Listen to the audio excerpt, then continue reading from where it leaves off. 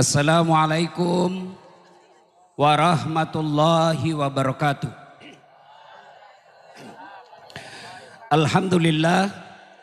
Alhamdulillahi rabbil alamin. Wa bihi nasta'inu ala umurid dunya waddin.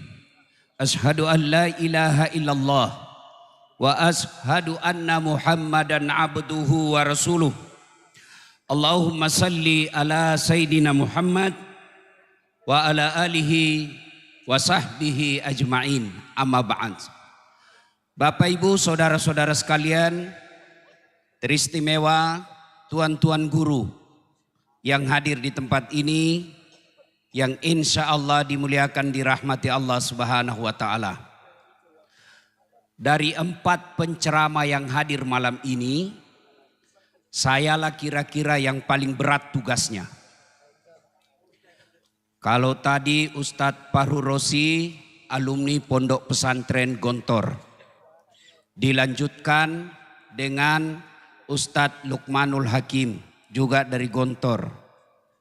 Dan insya Allah sebentar guru saya juga Ustadz Abdul Somad. Tiga-tiga beliau ini pesantren terkemuka. Saya hanya dosen sospol.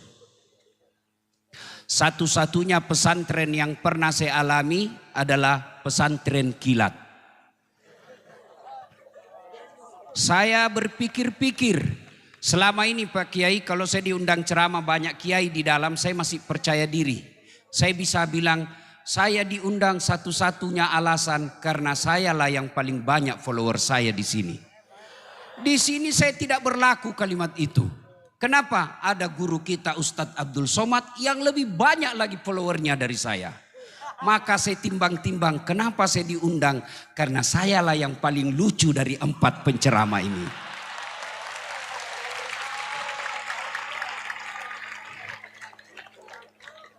Saya pikir apa yang saya mau sampaikan ini? Allah Karim, musibah besar buat saya. Baiklah, saya coba-coba sendiri dengan cara saya sendiri. Ibu-ibu, adik-adik sekalian, kalau saya ikut pilkada, kalah, masih ada pilihan. Ikut lagi 5 tahun yang akan datang. Bapak Prabowo 4 kali ikut pilpres baru menang. Saya tidak disenang sama gubernur, kalau saya pegawai, saya masih ada pilihan. Apa? Pensiun dini. Selesai masalah. Saya merantau ke Jawa. Di Jawa tidak enak. Mulere, mangan ora makan, yang penting ngumpul. Pulang lagi saya ke Sulawesi. Saya merantau ke Malaysia. Malaysia tidak nyaman. Masih ada pilihan. Saya balik ke Indonesia. Ibu-ibu, suami cerewet, malas cari nafkah, ada pilihan? Ada. Pulangkan saja aku pada ibuku, atau ayo lanjut. Lihatlah tanda bekas tampar. Oh, berarti generasi tua. Karena ini lagu-lagu zaman dulu. Tapi masih lebih baik lagu zaman dulu daripada lagu sekarang. Tak bolak-balik, tak bolak-balik. Apa yang kita dapat itu? Iya. Suami cerewet, masih ada pilihan. Balik ke orang tua. Bapak-bapak, istri cerewet, malas masak, tukang gosip, tidak mau sholat. Ada pilihan? Ada. Malah 2 pilihannya, tambah atau ganti. Iya. Tapi tolong dijawab. Artinya, kalau menderita di dunia masih ada pilihan. Menderita di dunia masih ada senang-senangnya. Tidak ada orang dari pagi sampai pagi lagi sengsara terus hidupnya. Minimal dia gembira ketika dia nonton ceramahnya Das Atlatif. Iya. Iya Ibu. Iya Ibu. Tapi tolong dijawab. Kalau masih masuk kubur, Sedulur-sedulur masuk kubur, ada pilihan tidak? Senang tidak senang, tinggal kau di situ, tidak boleh kau keluar. Begitu kau keluar, viral satu dunia. Begitu kau balik ke rumahmu, orang di rumahmu malah lari tidak mau tinggal di rumah. Artinya, kalau menderita masuk kubur, tidak ada lagi pilihanmu. Alhamdulillah. Nabi memberi berita gembira. Umatku, orang Islam, anak cucunya Adam, kalau meninggal dunia, masih 3 harapan yang akan menolongmu. Yang kita kenal dalam dunia Islam, amal jariah. Apa itu? 1, anak yang soleh dan solehah. Ibu-ibu, Bu, saya mau tanya, Bu. Bisa ndak anak ibu jadi dokter tidak pernah kuliah fakultas kedokteran? Bisa ndak? Ndak mungkin. Bisa ndak anak bapak punya ijazah? Salah paham lagi nih.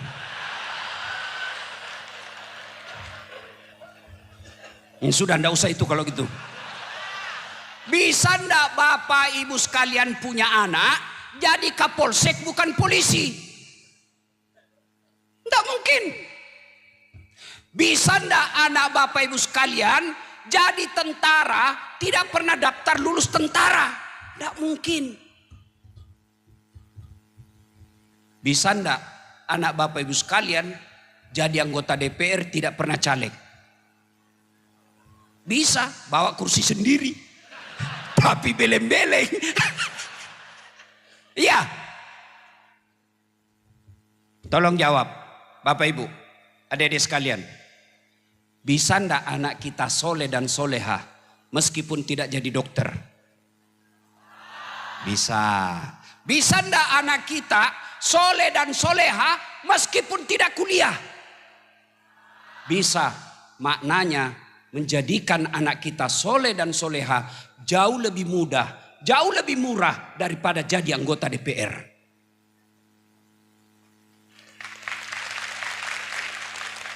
Tapi sayangnya anak-anak kita, ibu-ibu kita lebih bangga kalau anaknya jadi kontraktor daripada jadi ulama. Lebih bangga mereka punya anak pengurus MBG.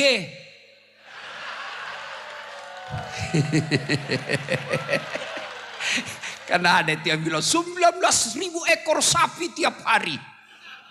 Ternyata usut punya usut, sapinya ada di Royco.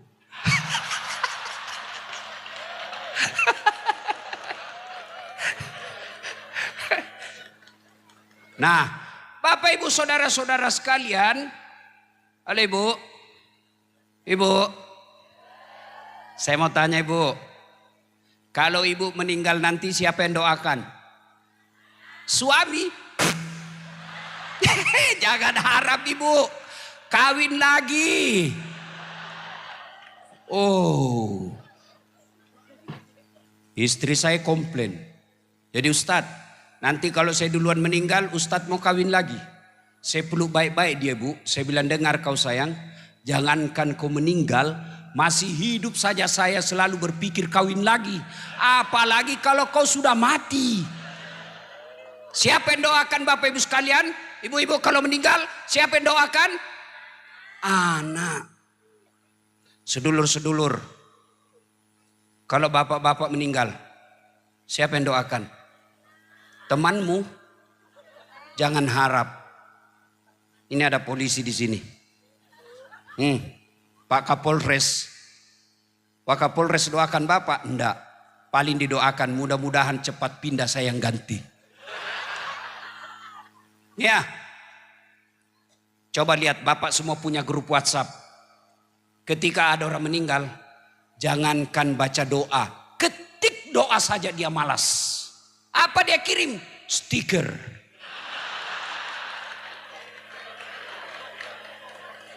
Al-Fatihah. Dia tidak baca itu. Bapak ketawa karena bapak semua pelakunya. Iya. Siapa yang doakan kita? Anak yang soleh dan soleha. Alangkah bahagianya kita Alangkah bersyukurnya kita ketika sudah jasad kita ditanam dalam tanah, anak membangunkan masjid untuk orang tuanya. Ketika kita sudah pensiun, orang tua kita sudah tidak mampu mencari nafkah, anak-anaknya bermusyawarah, 5 anaknya masing-masing musyawarah.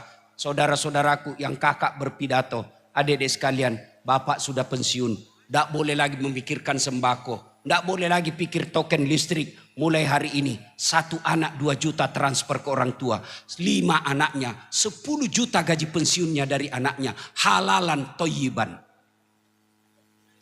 Yang banyak kita lihat dimuliakan di media sosial, dihormati di kantor, dicium tangannya anak buahnya, sampai di rumahnya dimaki-maki sama anaknya yang masih SMP.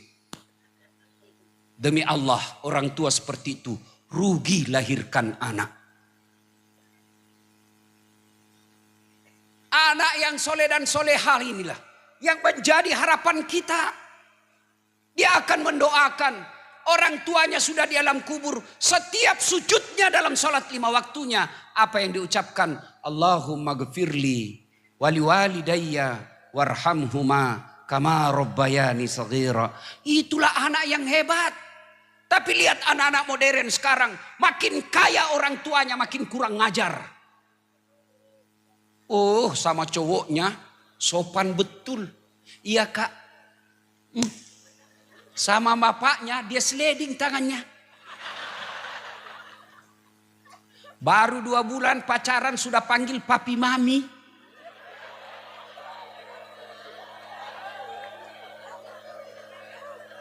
Pret.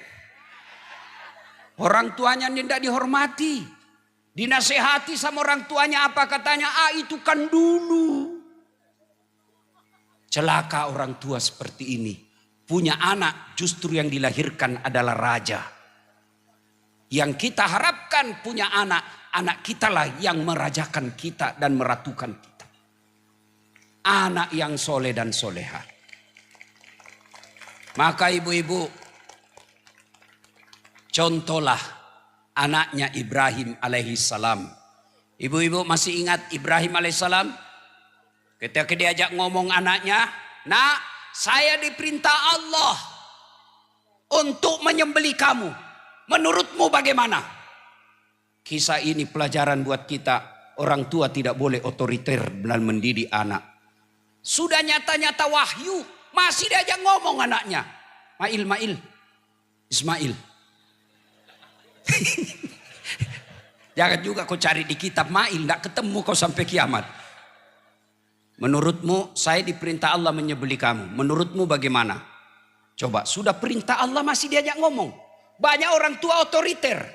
Mentang-mentang dia gagal tentara, anaknya dipaksa jadi tentara. Mentang-mentang anaknya dia gagal jadi polisi, anaknya dia paksa jadi polisi. Mestinya lihat bakatnya anak kita. Kalau dari kecil dia senang pegang obeng, teknik. Dari kecil dia senang masak-masak, MBG.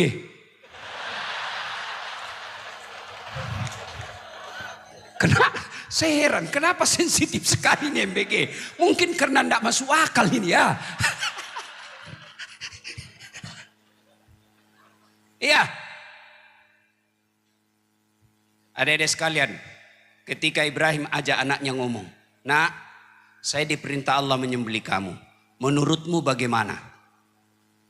Kira-kira kalau anak bapak yang milenial atau Gen Z, yang SMP di rumah, nak, saya diperintah Allah potong kamu. Menurutmu bagaimana? Jawabannya, kenapa saya, mak? Kenapa saya, pak? Kakekku aja yang sudah mau mati. Ini jawaban orang pintar tapi tidak soleh.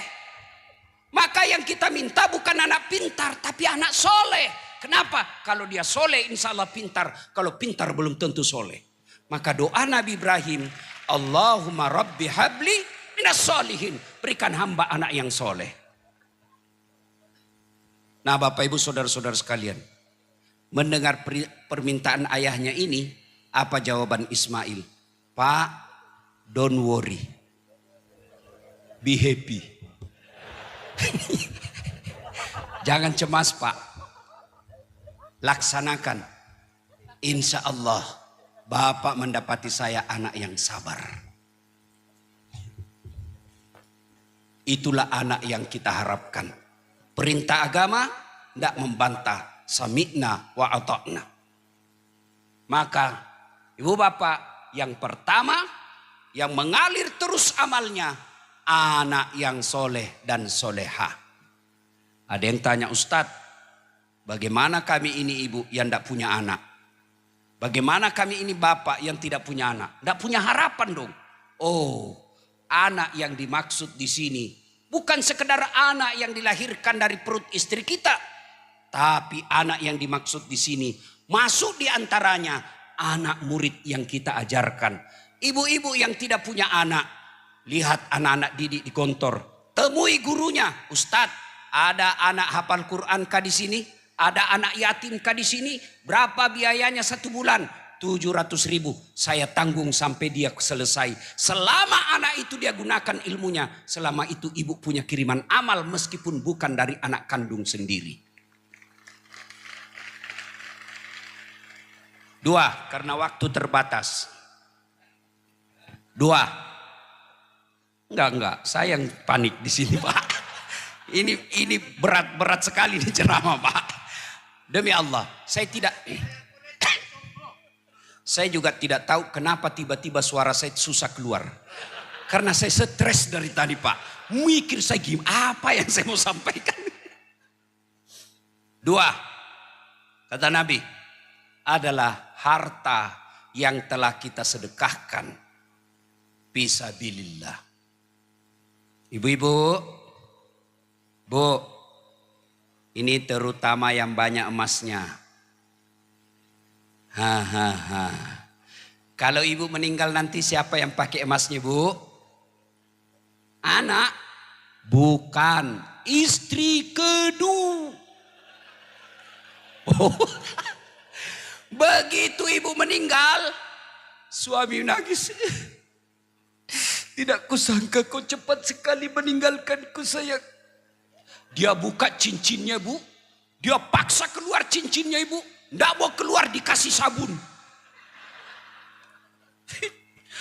Selesai dia cabut cincin, dia cabut lagi gelangnya, Ibu. Ini gelang saya ini. Saya belikan kamu dulu waktu kita pergi umroh. Dia cabut gelangnya, Ibu. Sudah itu dia cabut lagi kalungnya, Ibu. Ini kalung saya belikan kau usia pernikahan 10 tahun. Terakhir gigi palsunya ibu pun dia cabut. Sudah itu dia bungkus. Dia bungkus cincinnya ibu, gelangnya ibu, kalungnya ibu. Dia bungkus sambil menangis. Dia simpan dalam lemari. Selamat tinggal sayang. Betapa cepat kau tinggalkan aku. Dia simpan. 3 bulan kemudian pergi reuni Gontor. Ketemu janda. Oh. Piye kabare, Mbak? Api-api, Mas. Sampean api. Saya gimana, Kak? Istri saya meninggal. Sampean duda? Iya. Saya juga janda. Oh, cocok dong. Oh, cinta lama bersemi kembali. Dia balik ke rumahnya. Dia ambil tadi emas yang dia simpan di lemari. Dia tarik lemari dalam emas itu. Dia simpan dalam kotak warna pink. Dia bungkus lalu warna pink. Kasih pita-pita warna pink. Orang yang lagi jatuh cinta. Dia ketemu sama si janda. Lalu dia berkata, Dek, ambil saja ini emas. Sudah mati yang punya. Nggak lagi dia bilang wafat, dia bilang kamu mati. Bu, daripada diambil janda, mending bawa ke Gontor.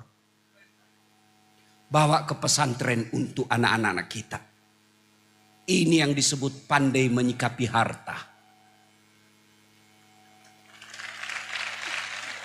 Pak Kiai, saya bilang sama ibu-ibu kaya di Makassar.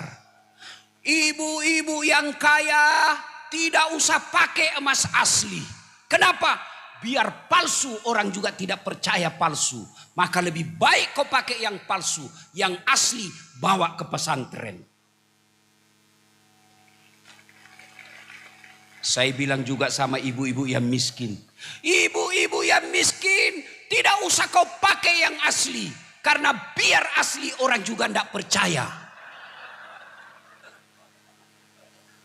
Maka lebih baik pakai yang palsu, yang asli bawa ke pondok pesantren.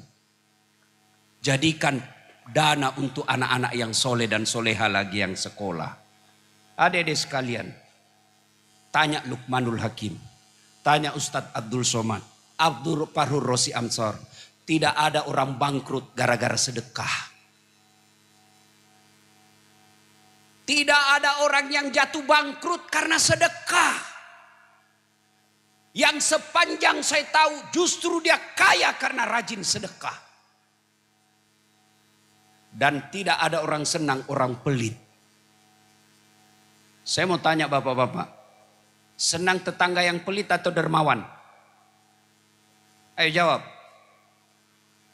Senang menantu yang pelit atau dermawan?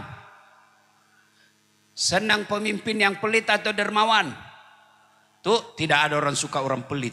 Bahkan orang pelit sekalipun tidak suka sama orang pelit. Dia bilang, tidak usah kau ke rumahnya, pelit. Padahal dia juga pelit. Suatu kali Nabi didatangi musafir yang miskin. Assalamualaikum warahmatullahi wabarakatuh ya Rasulullah. Waalaikumsalam warahmatullahi wabarakatuh. Ta'al. Sini. Gaya-gaya sedikit. Ta'al. Padahal saya tidak tahu bahasa Arab. Sini. Ya Rasulullah, saya musafir. Sudah beberapa hari tidak makan. Adakah makanan yang boleh kami makan ya Rasul? Nabi berkata, tunggu mi dulu, tunggu kos itu. Nabi masuk, tanya Aisyah, ya Khumairah, Masya Allah. Panggilannya Nabi kepada istrinya, ya Khumairah, yang kemerah-merahan pipinya. Maka bapak-bapak pulang dari pondok ini, panggillah istri kita dengan panggilan kasih sayang. Wahai istriku yang termancung hidungnya. Tidak mancung hidungnya Ustaz. Ya lehernya aku lihat. Tidak mahal juga lehernya. Ya giginya aku lihat. Justru giginya yang mancung. Ya aku carilah mana yang baik. Jangan juga terlalu jujur. Jangan juga terlalu jujur. Mentang-mentang istrimu hitam kau panggil Blacky. Memangnya ini. Ya. Masuk Nabi. Adakah makanan yang bisa kita berikan kepada tamu kita? Apa kata Aisyah? Ya Rasulullah, jangankan makanan, baunya aja tidak ada. Halo Ibu, Bu, ada enggak yang kalah ibadahnya Nabi di sini? Ada enggak kalah mustajabnya doa Nabi di sini? Enggak. Allah sampai katakan, andai bukan karena engkau Muhammad, saya tidak ciptakan dunia dan isinya. Saya persembahkan dunia dan isinya engkau Muhammad. Tapi ternyata kekasih Allah itu di rumahnya pun tidak ada makanan. Kita tidak ada senasib seperti beliau, tidak ada makanan. Yang ada adalah selera kita melebihi rezeki yang Allah kasih. Nabi aja tidak ada makanan di rumahnya, tapi tidak pernah curhat di medsos. Ya Allah, berikanlah, murahkan rezekinya suamiku. Sibuk betul itu Tuhan mau baca medsosmu. Nah, keluar Nabi. Saudara, kami pun tidak ada makanan. Tapi ada jubah saya. Ini jubah saya, silakan kau ambil. Siapa tahu ada yang mau beli. Mendapat jubah Nabi senang. Dia ke pasar di Madinah. Saudara-saudara sekalian, saya punya jubahnya Rasulullah. Siapa yang ingin membelinya? Di samping pasar Madinah ada orang kaya yang agak gangguan matanya. Buram. Blur matanya. Sebelum saya lanjut, ini mata nikmat yang patut kita syukuri. Ini mata. Adik-adik santri. Halo?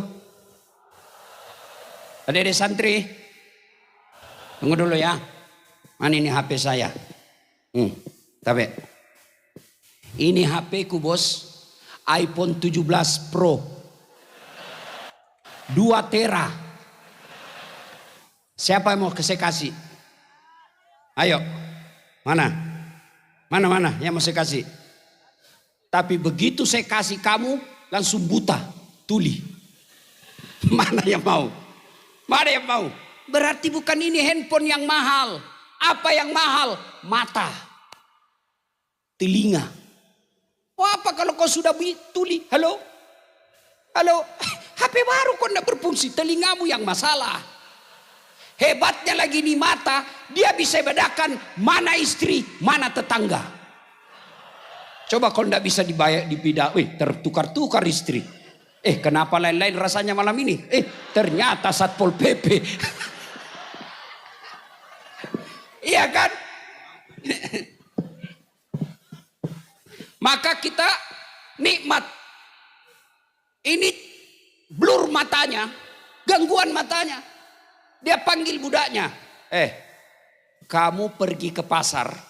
Kalau kamu yang berhasil mendapatkan jubah Rasulullah, kau yang berhasil membelinya, ku bebaskan kamu. Udah, pergi. Ringkas kisah, alhamdulillah, si budak yang berhasil membelinya. Dia datang ke tuannya. Tuan, alhamdulillah, saya berhasil membelinya. Kata tuannya, alhamdulillah. Dengan izin Allah, bismillah, saya bebaskan kamu dari perbudakan. Lalu dia ambil jubah Rasulullah, dia lipat, dia salawat sebanyak-banyaknya, dia usapkan ke wajahnya dengan niat sembuh matanya. Dengan izin Allah, sembuh. Salawat. Saya punya pengalaman tentang kekuatan salawat. Saya pergi ceramah salah satu pulau terpencil di Kalimantan. Pas di tengah lautan. Pakai kapal kelotok. Tahu kapal kelotok? Perahu. Tok. Bukan speedboat. Kalau speedboat kan laju. Saya pegang knalpotnya. Saya kira kayu pak. Knalpot. Saya pegang. Bau asap. Saya ingat pesan nenek saya. Kalau ada musibah, kau salawat sebanyak-banyak, ambil air liur paling dalam. Dengan izin Allah, tidak luka saya punya tangan. Saya pun heran. Tapi jangan kau coba deh ya. Dan sampai kau besok kau pegang knalpot.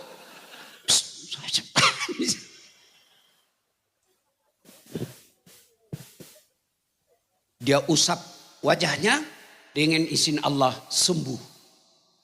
Rasa syukurnya dia ambil jubah Rasul. Dia lipat dengan cantik. Dia datang ke rumah Rasul. Assalamualaikum warahmatullahi wabarakatuh ya Rasulullah. Alhamdulillah. Saya yang membeli jubah Rasulullah. Dan saya usapkan ke wajahku. Dengan izin Allah penglihatanku normal kembali. Sebagai rasa syukurku. Ku kembalikan jubah Rasulullah kembali. Lalu Nabi memanggil istri beliau. Ya Humaira, sini kamu lihat. Lihat hebatnya ini sedekah. 1, mengenyangkan perut orang lapar. 2, memerdekakan budak. 3, menyembuhkan orang sakit. 4, hebatnya kembali lagi kepada yang punya. Maka bapak ibu yang hadir, alumni Gontor, ayo sedekahkan harta kalian untuk kemajuan pondok ini. Saya tidak punya duit Ustaz. Kalau Anda ahli di bidang media sosial, sedekahkan media sosialmu untuk pondok ini. Saya ahli komputer Ustaz, sedekahkan ahli komputermu untuk pondok ini. Saya ahli manajemen Ustaz, sedekahkan manajemenmu untuk kemajuan pondok ini. Inilah yang kita istilahkan dalam Quran, pastabikul khairat, berlomba-lomba dalam mengambil kebaikan. Insya Allah harta yang disedekahkan di jalan agama Allah tidak akan pernah habis, malah semakin tambah, makin tambah, makin tambah. Terakhir ini kisah pribadi saya Pak Kiai. Ini bukan mau sombong dan takabur, supaya lebih yakin, karena saya yang mengalami. Kemarin waktu Idul Kurban, saya pergi reuni Ikatan Fakultas Syariah IAIN Alauddin. Pada saat itu peresmian gedung IKA.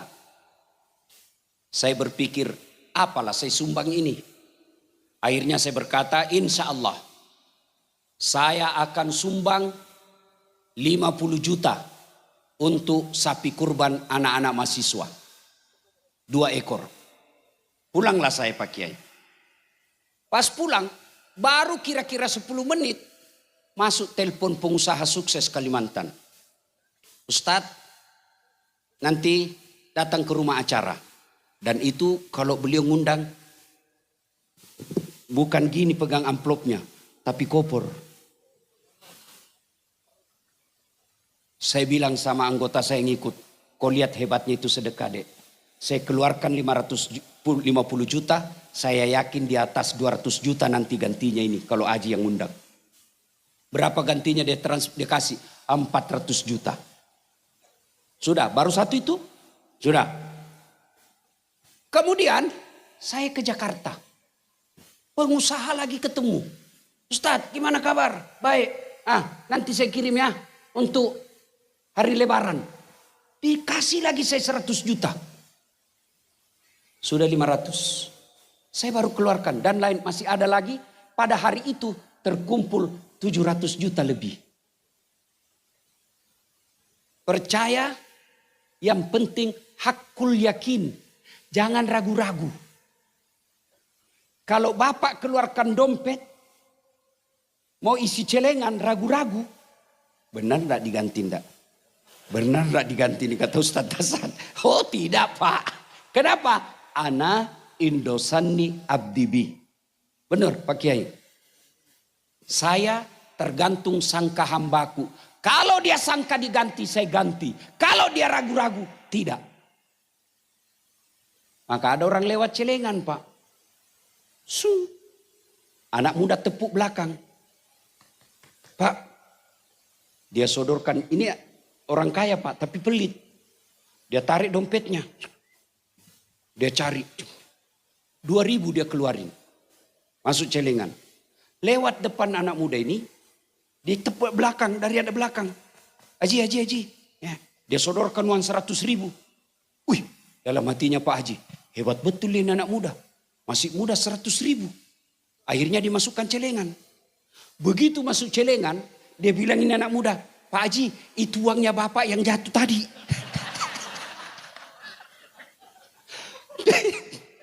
Begitu pelitnya Pak Kiai, selesai sholat Jumat, dia datangi takmir masjid. Dia bilang ada salah masuk itu tadi Ustaz.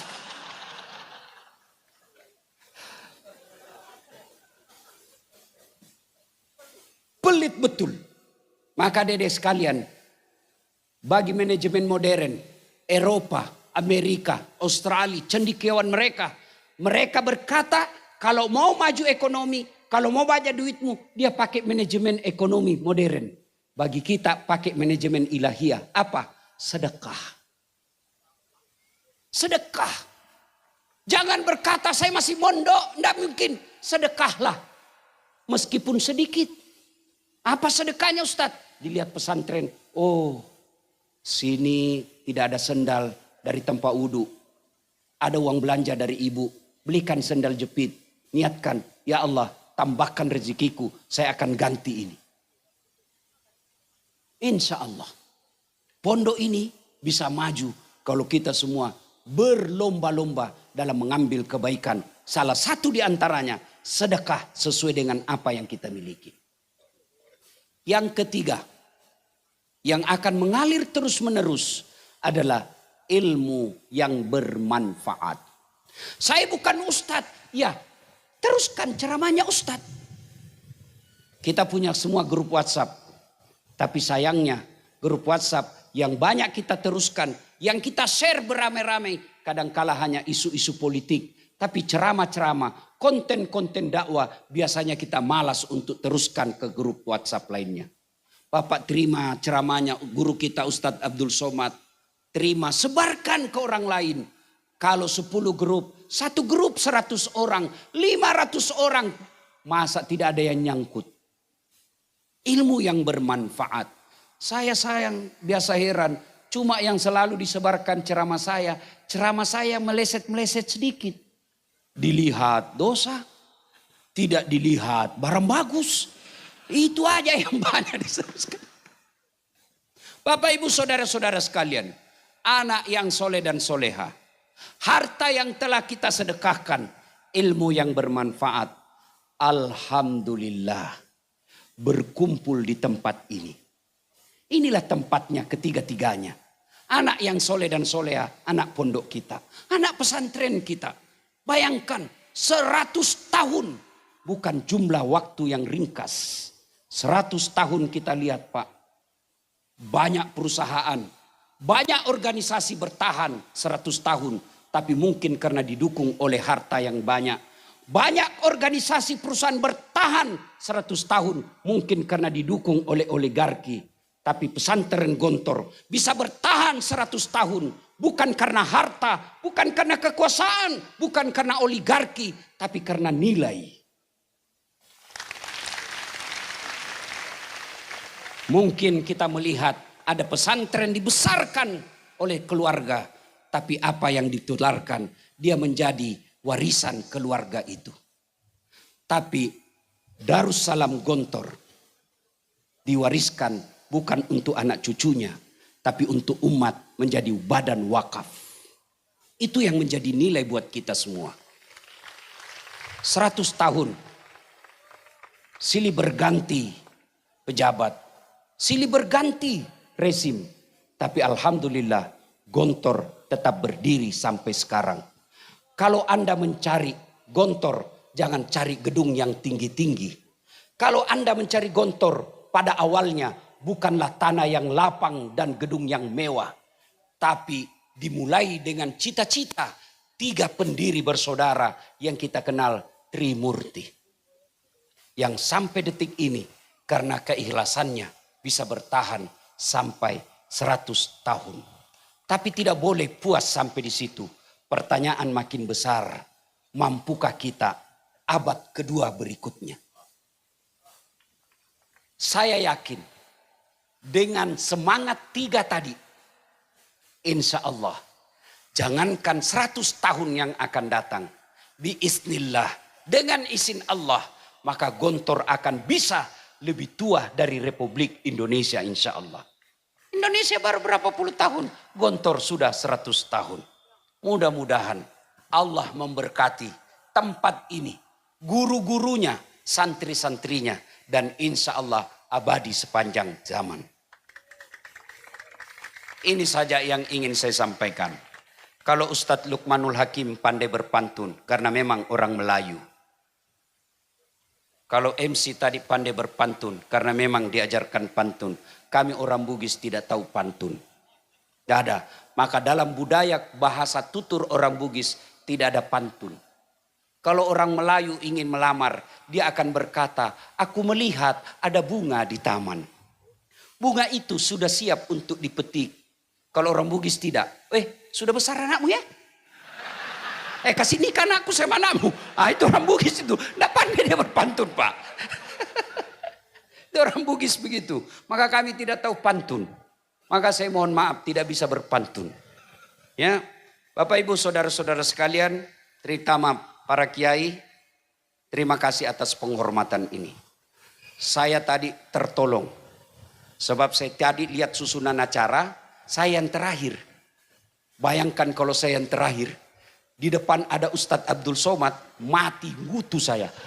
Alhamdulillah, Ustadz Abdul Somad yang terakhir, saya bisa terselamatkan. Bapak Ibu saudara-saudara sekalian, terakhir sekali. Ini semangat buat adik-adik. Saya alhamdulillah, orang Tionghoa pengantin di Makassar, non muslim, saya diundang ceramah nasihat perkawinan. Padahal non muslim, Tionghoa, diundang nasihat perkawinan. Bahkan Cap Gome kemarin, Cap Gome tahun baru Tionghoa, tablik akbar di Klenteng, saya diminta ceramah. Inilah kira-kira yang disebut pesantren modern Gontor. bisa diterima semua golongan. Mudah-mudahan adik-adik sekalian, dakwalah yang rahmatan lil alamin. Kalau Anda ahli dakwah, dakwah. Jangan menakut-nakuti. Ada orang ceramah, baru baca satu hadis, kayak dia panitia hari kiamat. Saya pun dibully di medsos. Dibilangi kamu ustadz tidak sunnah. Cerita-cerita sunnah kamu tidak sunnah. Saya bilang kenapa kau tuduh saya tidak sunnah? Buktinya kau tidak punya jenggot. Ya mau diapa kalau tidak mau tumbuh? Maka adik-adik pesantren, ayo silakan jadi mubalik yang bisa diterima semua orang. Yang kita kenali dengan ulama modern. Itulah yang diharapkan oleh pidato tadi Pak Kiai Hasan. Apa tadi? Apa yang tidak diajarkan. Apa yang tidak dimiliki. Insya Allah kalau ini kita pegang baik-baik, maka pesantren Gontor akan menjadi pesantren teladan di bumi Nusantara. Demikian, lebih dan kurangnya mohon dimaafkan. Usikum wa nafsi bitaqwallah. Pastabikul khairat. Assalamualaikum warahmatullahi wabarakatuh.